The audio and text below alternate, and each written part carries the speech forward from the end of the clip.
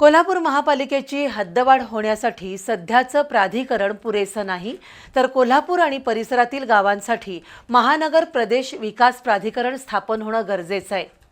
या प्राधिकरणाच्या माध्यमातून शहरातील बहुतांश प्रश्न कायमचे सुटतील, तसंच मत मागायला येणाऱ्या उमेदवारांकडे नागरिकांनी महासभा आणि टीपी स्कीम मंजूर करून घेण्याचं वचन घ्यावं, असं आवाहन S4A विकास आघाडीचे अध्यक्ष राजू माने यांनी केलं। कोल्हापुरात पत्रकार परिषदेत ते बोलत होते। S4A विकास आघाडीनं महापालिका निवडणूक रिंगणातून माघार घेतलीये।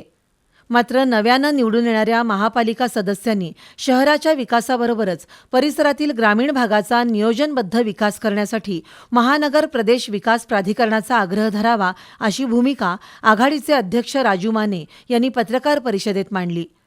सध्याचं प्राधिकरण कोणत्याही प्रकारचा निधी मिळवू शकत नाही, त्यामुळे शहराचाच विकास होणार नाही, तर ग्रामीण भागाची काय अवस्था, त्यामुळे महानगर प्रदेश विकास प्राधिकरणाची स्थापना करणं हा SA4 विकास आघाडीचा प्रमुख अजेंडा असून तो कोणत्याही परिस्थितीत राबवला जाईल, असंही माने यांनी स्पष्ट केलं। कोल्हापूर महापालिकेच्या टीपी स्कीम राबवल्या गेल्या नाहीत, त्या राबवल्या असत्या तर कचरा उठाव, अतिक्रमणं, रस्ते, पाणीपुरवठा, तीर्थक्षेत्र विकास आराखडा, पर्यटन विकास असे सर्वच प्रश्न मार्गी लागले असते। मात्र आजपर्यंत निवडून गेलेल्या नगरसेवकांनी याबाबत इच्छाशक्ती दाखवलेली नाही। त्यासाठी आता निवडून आल्यानंतर टीपी स्कीम राबवण्यासाठी पाठपुरावा करण्याचं वचन नागरिकांनीच इच्छुक उमेदवारांकडून घ्यावं। तसंच गेल्या अनेक वर्षांमध्ये महापालिकेची महासभा झालेली नाही, त्यामुळे शहराचे प्रश्न चव्हाट्यावर आणून प्रशासनाला जाब विचारणारी यंत्रणा राहिलेली नाही।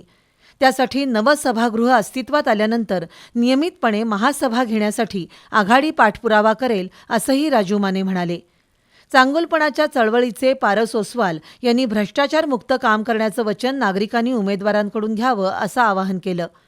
पत्रकार परिषदेला विकास आघाडीचे पदाधिकारी उपस्थित होते।